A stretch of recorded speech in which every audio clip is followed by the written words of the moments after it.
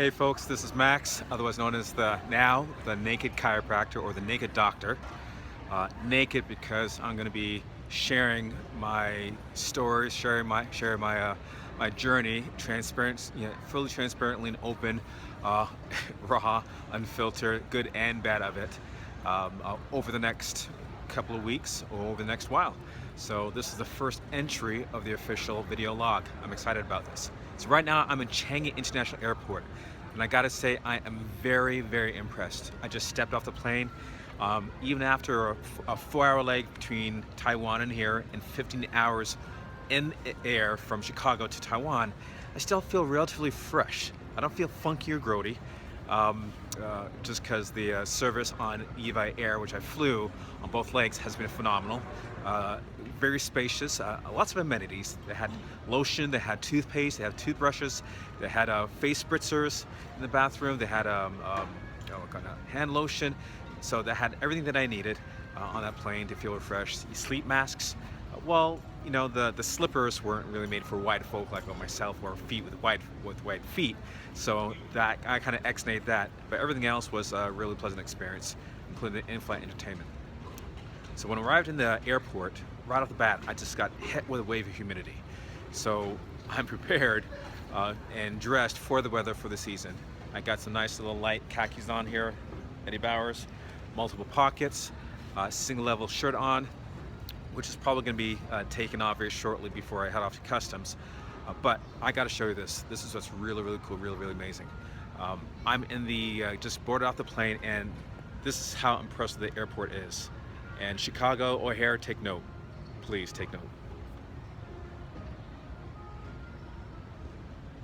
Actually, how about this? You can see behind me? Yes, that's it. Very spacious, very clean, very tidy. And that's just coming off the plane. So I feel very, well, it's very impressive so far. There's a lot to see in the airport. I know my daughters were wondering, hey, what Singapore look like? What's going on? Well, I'm walking right now.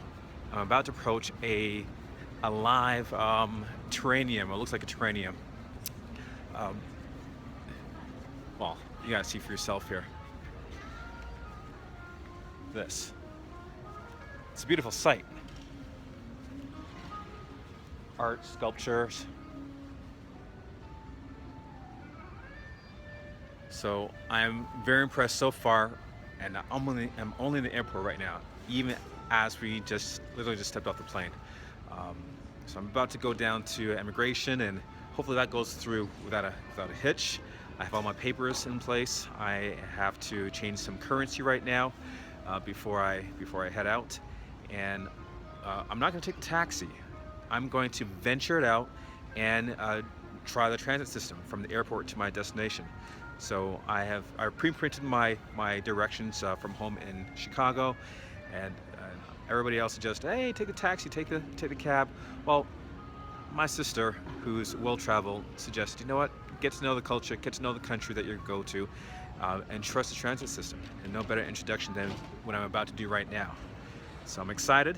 It's 12:50 right now, so it's 14 hours ahead of Chicago, 16 hours ahead of the Yukon, where my sister's from, which I'll be connected with very shortly. But it's a bright, sunny day.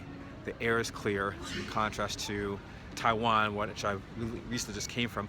I don't see that many people walk around with masks here. I wouldn't expect to, but it was quite a beautiful sight coming off the plane, or even just flying into the city and seeing a clear daylight, clear sunshine. The weather here is 27 degrees Celsius.